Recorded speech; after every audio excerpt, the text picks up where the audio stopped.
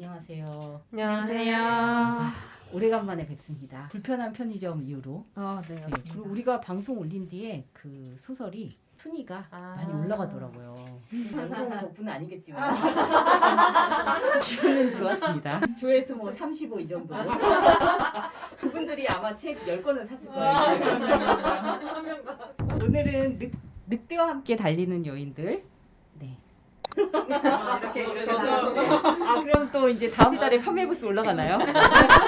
네, 클라리사 에스테스라는 분이 지은 책입니다. 네, 오랫동안 이런 그 민담 같은 걸 연구하시면서 여성의 어떤 야성을 찾아내주고 독려해주는 그런 내용의 글을 쓰셨어요. 이 책 얘기를 한번 녹화하자는 얘기가 오래전부터 나왔는데 결국에 실현을 하게 됐고요. 이번 화에서는 여자를 밝히는 거인 푸른 수염에 관한 이야기를 하도록 하겠습니다. 네. 네. 줄거리 부탁드립니다. 어떤 수녀원에 한 다발의 수염이 보관되어 있었다고 해요. 근데 그 수염 주인은 여자를 밝히는 거인으로 푸른 수염이라고 불리는 자였습니다. 그는 정말 닉값을 제대로 했는데 세 자매를 아주 동시에 쫓아다녔다고 해요. 그래서 자매들은 뭐야 저 이상한 수염은 뭐야 이러면서 늘 도망쳤다고 하는데 그 푸른 수염은 친절하게 보이고 싶어서 그 세 자매들을 모두 숲에 초대해서 굉장히 환상적인 하루를 선물합니다. 근데 두 언니의 의심과 경계는 그럼에도 불구하고 풀리지 않았는데요. 반면 막내의 생각은 전혀 달라져서 푸른 수염의 청혼을 받아들이게 됩니다. 청혼을 받아들인 막내와 푸른 수염은 결혼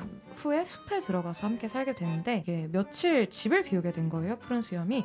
그래서 아내에게 모든 걸 해도 좋은데 덩굴 무늬가 있는 작은 열쇠는 절대 쓰지 말라고 신신당부를 합니다. 그런데 또 하지 말라는 일은 꼭 해야죠. 그래서 막내 집에 놀러온 두 언니가 야 우리 그 열쇠와 맞는 방을 한번 찾아보자 이러면서 제안을 하고 마침내 맞는 문을 찾아 딱 여는데 문을 여는 순간 온갖 해골과 피와 이런 것들이 맞아요. 이럴 수가 정말 사과처럼 이렇게 쌓여 있었다고 합니다. 근데 너무 놀라서 막 소리를 지르면서 뛰쳐나가는데 열쇠를 떨어뜨려서 그 열쇠에 이렇게 피가 물들게 된 거죠. 푸른 수염이 귀가하고 나서 모른 척을 해요. 작은 열쇠 내놔라 하는데 모르겠는데 잃어버렸는데요? 이러다가 결국 그 방에 들어갔다는 걸 들키게 되고 이제 너도 너 차례다. 너도 죽여버릴 거다 라면서 달려드는데 기지를 발휘해서 막내가 나에게 내 삶을 정리할 시간 딱 15분만 달라라고 해서 15분 동안 자기 방에 올라가서 오빠들을 부릅니다. 빨리 와달라고 언제 오냐고. 그래서 그 15분 동안 그녀의 오빠들이 찾아오고요. 결국 푸른 수염을 죽이고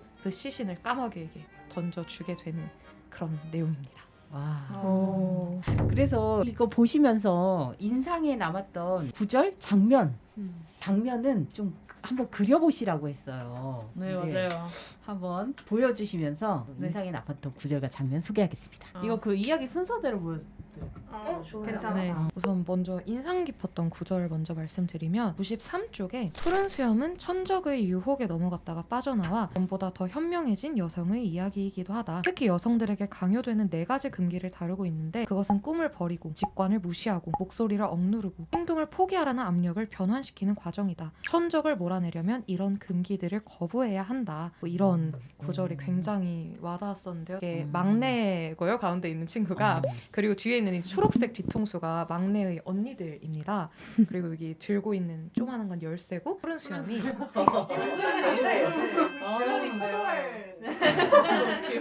시연이의 세포들이네요.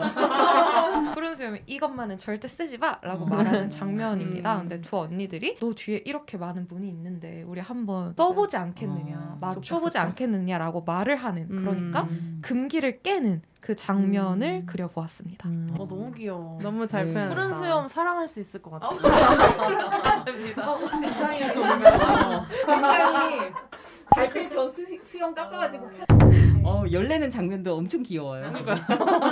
저는 이 해골이 가득한 저는 그냥 이 장면이 딱 머릿속에 딱 바뀌었다 그래야 되나? 그림이 딱 떠올라가지고 거기 책에도 뭐 해골이 사과 더미처럼 막 있었다. 어떻게 표현을 사과로 해골을 어떻게 네, 사과로 그러니까. 표현을 하셨을까 이런 생각하면서 이렇게 해골이 잔뜩 쌓인 거를 이제 세 자매가 보면서 깜짝 놀라는 장면. 이게 뭔가 임팩트가 있어서 저는 떠올랐어요 이 장면이. 리얼리티하게 그리신 것 같아.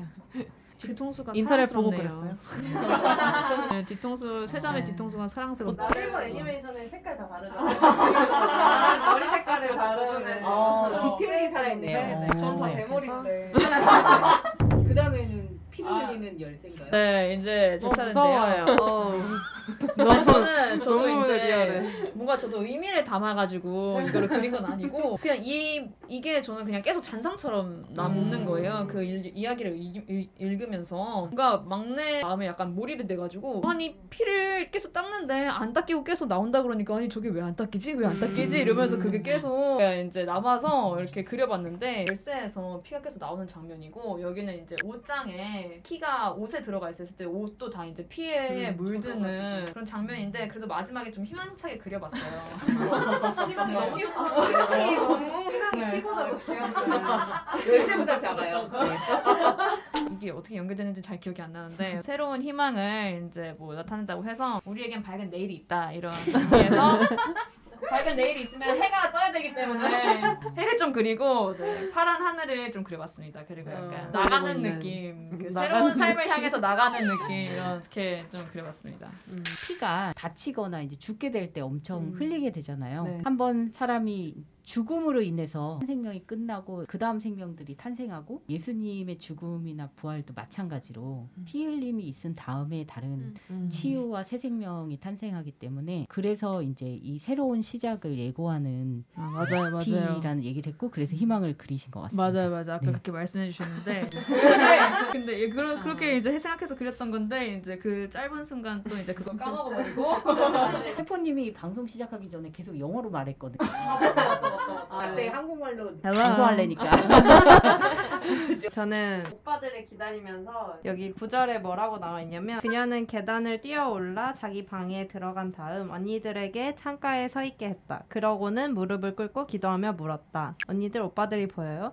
이게 지금 64페이지, 65페이지에 걸쳐서 나와 있는 구절인데 그냥 이 장면이 떠올랐어요. 뭔가 죽음을 앞두고 어떻게 보면 죽기 직전에 급박한 상황에서 기다리고 있는 이 창이 저는 되게 눈에 들어왔거든요. 한 줄기 희망으로 언니들이랑 소통을 하고 있었잖아요. 그래서 창을 좀 크게 그렸고요. 창가 앞에서 사실 오빠들이 오기까지 기다리는 거 말고는 할 수 없는 이 상황 속에서 그냥 가만히 앉아서 무릎 꿇고 이렇게 울면서 왠지 울면서 기도하고 있었을 것 같아요. 그래서 그 모습을 이제 이렇게 그림으로 표현했고요. 보라색이 끌려서 커튼이랑 주인공의 옷을 보라색으로 좀 표현을 해봤습니다. 약간 드레스가 투명인가 봐요.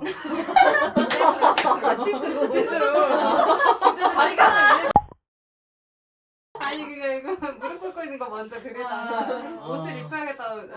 드레스를 입지 않았을까. 제가 또 요즘 드레스를 보러 다니니까 시스루는 아니죠. 웨딩 드레스가. 보라색 시스루. 시스루를 의도하고 그린 건 아닙니다.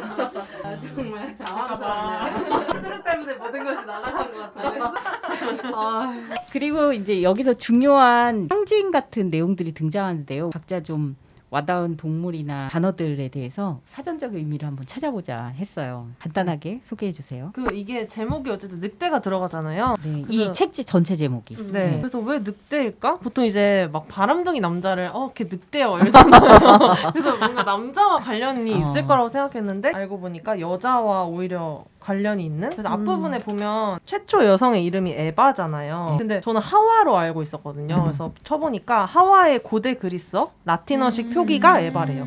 근데 그 에바가 늑대라는 말의 조직으로 만들어졌다는 설이 있어요. 늑대 할 때 울프잖아요. 근데 WOE 이게 이제 어원이 돼서 늑대 플러스 맨 그렇게 해서 워맨 이렇게 조직이 됐대요. 이름이. 와우. 거기에 이제 뭐라고 써 있냐면 야성의 늑대가 원초적인 신성한 어머니의 원형을 가지고 있다. 예민하고 뭐 장난스럽고 희생 정신을 지니고 있고 늑대가 호기심이 강하고 가족을 되게 아낀다. 변하는 환경에 잘 적응하면서 씩씩하고 용감하다. 이렇게 나오더라고요. 그래서 심리적으로 이제 많은 공통점을 이제 가지고 있다고 나오고 있고 이제 선생님이 사전적 의미를 네. 찾아보라고 해가지고 찾아봤는데 이게 식육목 객과의 거기서 제가 되게 눈에 띄었던 게 식욕이 대단하다 이렇게 써있더라고요. 그래서 염소 한 마리를 앉은 자리에서 다 먹을 수 있다. 여자랑 비슷하네요. 그러니까 저 보면서 긴 한 해골이만 먹을 수 있는데. 그 자리에서. 맞네.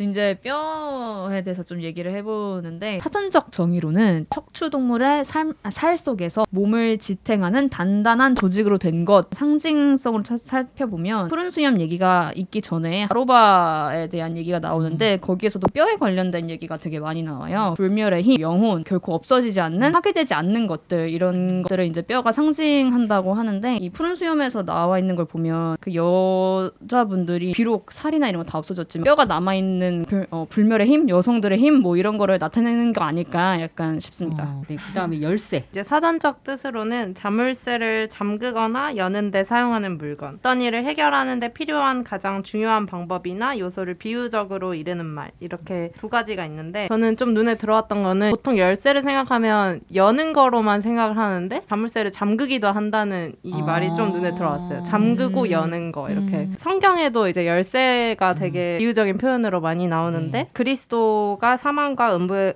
권세를 가지고 계시며 할 때 이 권세가 열쇠로 비유되기도 하고 문제를 푸는 어떤 핵심을 가리키는 용어로 쓰인다고 합니다. 그 외국의 건축물에 가면 제자들을 상징하는 건축에 베드로가 항상 열쇠를 네, 들고 있는 거를 보실 수 있습니다. 네, 마지막으로 오빠. 사전적 정의는 같은 부모에게서 태어난 사이이거나 일가 친척 가운데 학렬이 같은 소위 남자 형제. 어렵다. 설명 안 해도 다 네. 아시잖아요. 책에서는 이 오빠라는 존재가 주체적인 인생을 사는 여성들을 사랑하여 그들이 이루고자 하는 바를 도와주는 심리적 에너지, 즉 여성 자신의 힘과 결단력을 상징한다라고 나와 있더라고요. 이게 조금 인상 깊었던 것 같습니다. 오빠를 부르는 게 굉장히 의존적인 것처럼 볼 수도 있지만 사실 그게 내 안에 있다고 생각하면은 불러내야 되는 거죠. 사전적 의미 생각보다 재밌네요.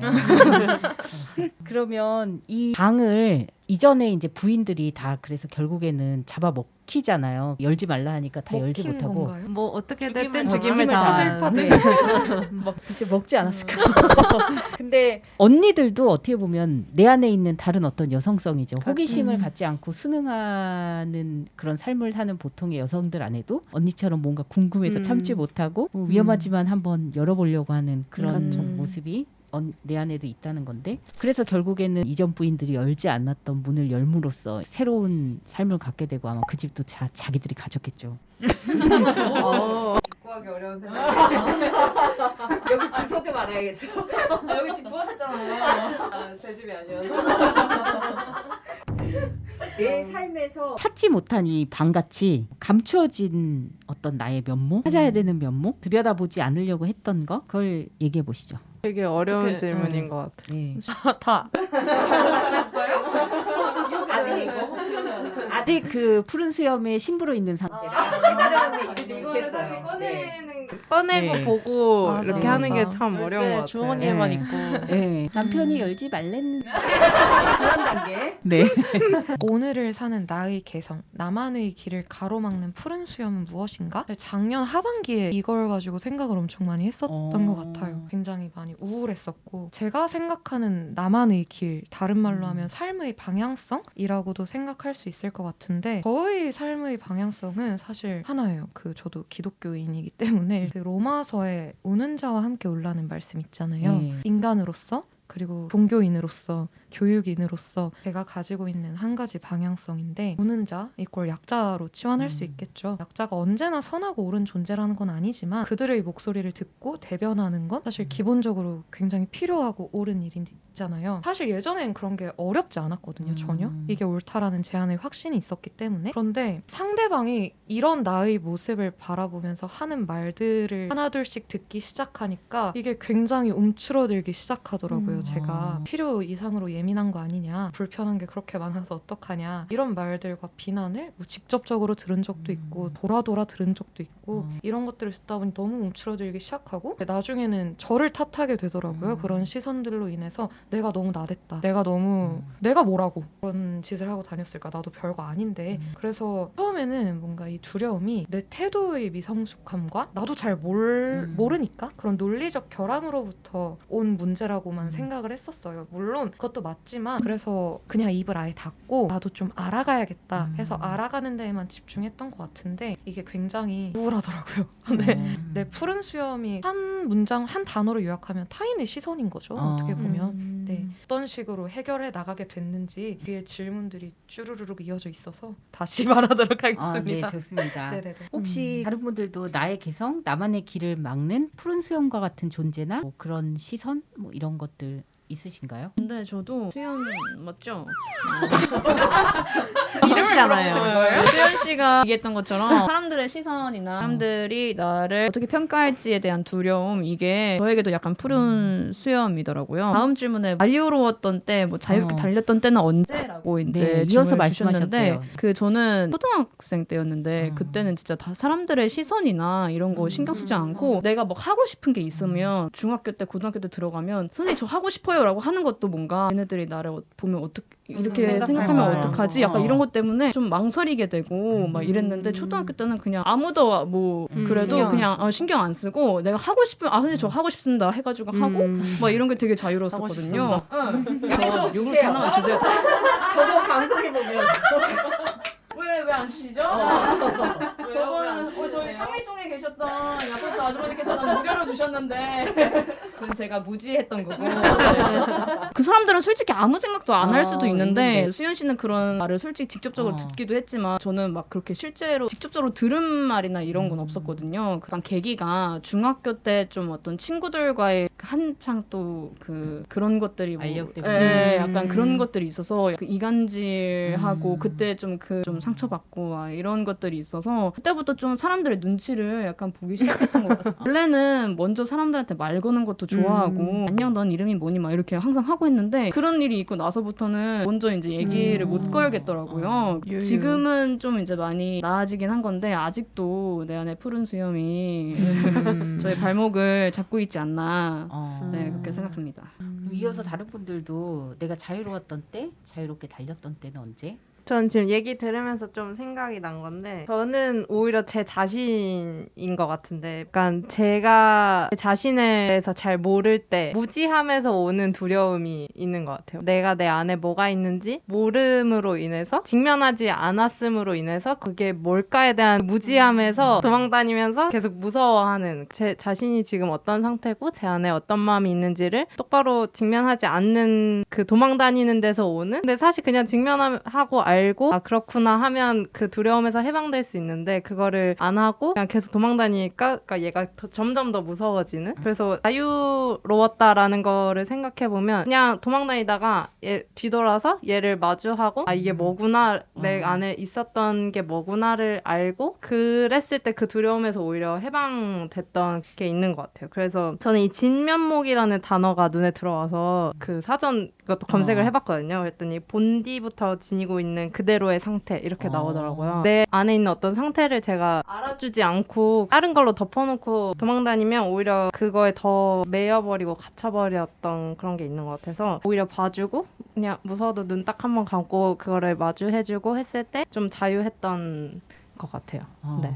내 자신. 그러니까 그것도 맞는 얘기 같아요. 보여지는 모습이나 치장하는 다른 모습에 치중하다가 진짜 내 모습을 나도 잊어버리게 되는 그런 일들이 있죠. 저는 뭐 게으름이라고 했는데 제 게으름이 되게 심해가지고 어쨌든 뭘 하려면은 실행을 해야 되고 꾸준히 해야 되는 시간이 있잖아요 무조건. 네. 근데 근데 그게 좀 바로 실행하는 게 어렵고 뭔가 꾸준히 유지하는 게 어렵다 그런 생각을. 근데 지금 생각해보면 이게 원래 내 성격인 건가? 게으른 것도 성격이 될 수 있나? 이런 경향도 있어요. 진짜 게으르다는 사람은 게으른 거에 대한 생각조차 안 하는데 그렇지. 되게 부지런하고 기준이 높은 사람은 오늘도 내가 이거 못했어. 내가 게을러서 맞아요. 그래. 그러니까 이러기도 하는 것 같아요. 그럴 수 있을 것 같아요. 네. 기준이 오히려 엄격해진 걸 수도 있고. 근데 실제로 게으르기도 해요. 그러니까 아무리 생각해봐도 이거는 여유롭다. 자신이 느긋하다.